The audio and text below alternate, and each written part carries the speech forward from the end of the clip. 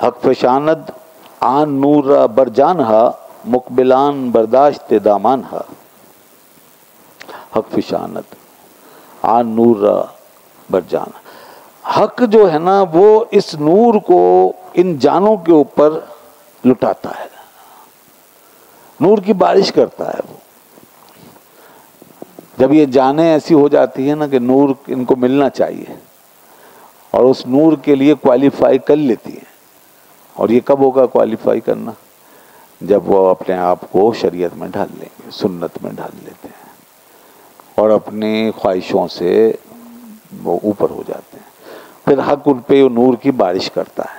मुकबिलान बर्दाश्त दामान हा, और जो मुकबिलान हैं यानी कि असहाबे इकबाल, तवज्जो करने वाले, जो मुतवज्जे होने वाले लोग हैं, वो अपने दामनों को फैलाए होते हैं उस नूर के आगे, और ये खैरात हक से वसूल करते रहते हैं।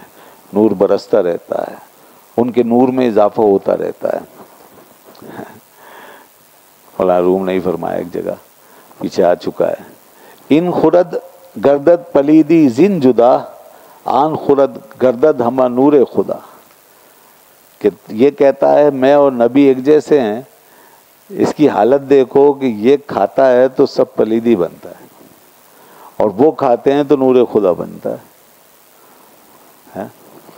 तो कैसे एक जैसे हो गए?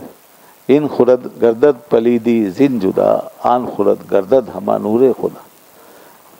तो यहाँ हर चीज़ पे नूर में बदल रही है, हर चीज़ नूर में बदल रही है। खा रहे हैं तो नूर उससे बढ़ रहा है उनका, पी रहे हैं उसमें नूरानियत है। तो इंसान जब हक से जुड़ा हो तो फिर ये नूर हर चीज़ में दाखिल हो रहा है, हर चीज़ से हासिल हो रहा है।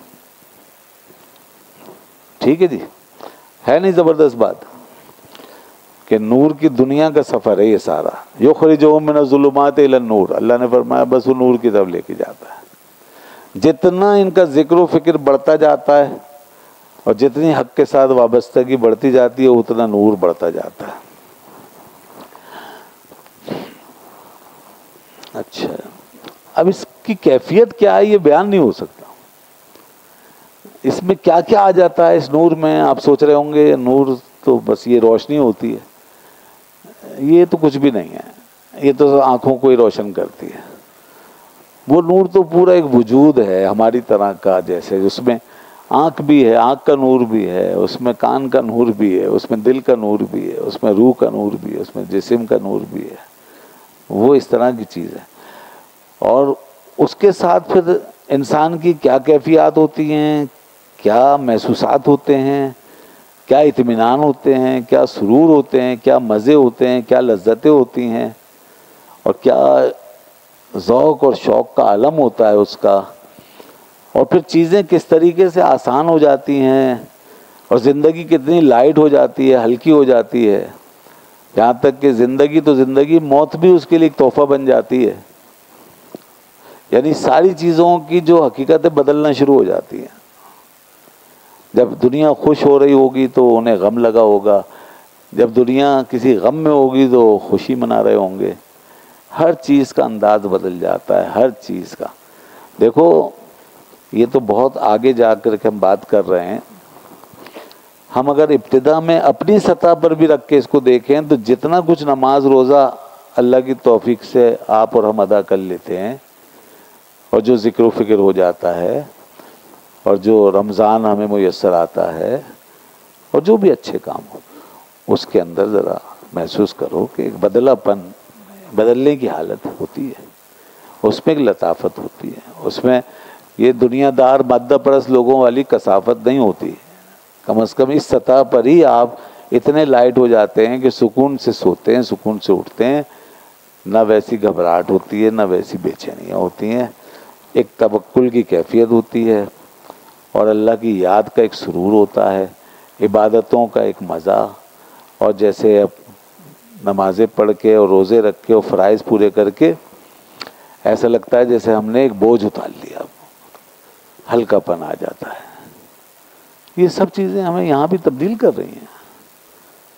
और इसी तरह बहुत सारे जो सदमे होते हैं या बहुत भारी चीज़ें, वो हम बर्दाश्त करने के काबिल होते रहते हैं इसमें। जी हाँ, सब्र आ जाता है, तवक्कुल आ जाता है और कल्बी सुकून इंसान को मुयस्सर आता है। लोगों की बहुत सी चीज़ें बर्दाश्त कर लेते हैं हम जो आम जिंदगी में नहीं की जाती, और हम बहुत सारी ऐसी मनफी किस्म की जो रेज हैं जो पैदा होती हैं लोगों में, गुस्से से, नफसानी ख्वाहिशों की वजह से, मुख्तलिफ ख्यालात फासिदा की वजह से या सुस्ती काहली की वजह से, उनसे बच जाते हैं ऐसे लोग, नमाजी परहेजगार लोग, इबादत करने वाले। मनफी किस्म की रेज जो हैं और लहरें और उसकी रेडिएशन, उससे बच जाते हैं और पॉजिटिव हो जाते हैं, काफ़ी हद तक पॉजिटिव रहते हैं। ये इसकी एक आम सी बरकत है जो बिल्कुल पहले ही कदम पर इंसान को हासिल होना शुरू हो जाती है। फिर अब यहाँ पे जो हम पढ़ रहे हैं उसका मकसद ये है कि इसको और बढ़ाएं, इस पे गौर करें कि ये चीज़ हमें हासिल हुई है, इसको समझ लें और समझने के बाद फिर आगे इस बात का यकीन कर लें कि इस रास्ते पे आगे जब नूर बढ़ेगा तो फिर हमारी कैफ और सुरूर का क्या आलम होगा। और अभी जो कुछ थोड़ी बहुत बेचैनी बेकली है फिर वो भी नहीं रहेगी। और उस मकाम को पाने की कोशिश करे आदमी जहाँ उसके लिए अमन और खौफ सब एक ही लेवल में आ जाए, खुशी और गमी एक लेवल में आ जाए, शीरनी और तलखी एक लेवल में आ जाए, एक लेवल में आ जाए, जिंदगी और मौत एक लेवल में आ जाए, बराबर हो जाए, कोई फर्क नहीं पड़ता। अगर अभी ये है तो ठीक है, कभी वो। और इससे ऊपर का हाल वो है कि जहाँ पर फिर जो दूसरी मनफी चीज़ें हैं ना, फिर वो पॉजिटिव हो जाए और जो पॉजिटिव हैं मुस्बत वो मनफी हो जाए। यानी इंसान जो है ना वो जिससे दुनिया खुश होती है उससे गम खाने लगे, और जिस पे दुनिया को गम लगता है उस पे खुश हो जाए। तो क्या बात है। जो दुनिया को लगता है शीरी और मीठा और जायकेदार, उस वो हो जाए बेमज़ा। जी हाँ, अभी इस सतह पर आपको इतनी नेमत हासिल है कि जिसने दीन को पहले चक के साथ चक लिया और पहले कदम के साथ तय कर लिया, वो कम से कम बहुत सी बुराइयों में वो मज़ा महसूस नहीं करेगा जो उस बुराई में पड़े हुए लोगों को मिल। और वो उन प्रैक्टिसेस में जिसमें कि लोगों को लगता है तलखी है यार कौन करे, वही नहा कबीरतुन, ये भारी है, उनमें उसको सुरूर आ रहा हो। ये है पहले कदम पे कि चेंज हो गया, जायका चेंज हो गया।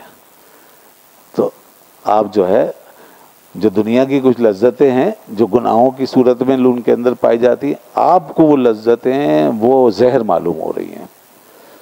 और जो उनको जहर लगता है इबादतों की सूरत में, दीनी रियाजतों में, वो आपको ज़िंदगी का मकसद लग रहा है कि यार ये ज़रूरी है, ये चाहिए। ये बड़ी नेमत है अल्लाह की कि पहले ही मरहले में उसने इतना नूर हमें अता फरमा दिया।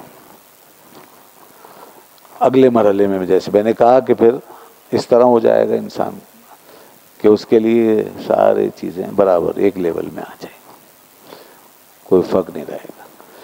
और तीसरे मरहले में फिर रिवर्स हो जाएगा, उल्टा हो जाएगा, दुनिया से बिल्कुल उलट जाएगा कि फिर वो चीज़ें जो दुनिया के लिए बाइस लज्जतें तो हमारे लिए उनकी लज्जतें ख़त्म हो जाएंगी, और जो दुनिया के लिए बाइस ज़हमत है हमारे लिए उनके अंदर लज्जत रख दी जाएगी। हाय हाय, लोगों को जीने में मज़ा आएगा और अल्लाह के बंदे को मौत के साथ मज़ा आएगा, उसे मरने का इंतज़ार होगा। इसी चीज़ को रसूलुल्लाह सल्लल्लाहु अलैहि वसल्लम फरमाया, दुनिया सिजनुल मोमिन व जन्नतुल काफिर, कि दुनिया मोमिन के लिए कैद खाना है और काफिर के लिए जन्नत है। तो जब ये हालत हो जाएगी तो दुनिया को कैद खाना समझेगा। खुद हजरत का ये हाल था, आपके हालात में लिखा है मौलाना रूम रहमतुल्लाह अलैह के दरवाजे पे दस्तक हुई, वक्त रुखसत आ गया था, दरवाजे पे दस्तक आ गई, अंदर से पूछा कौन, जवाब आया मलकुल मौत।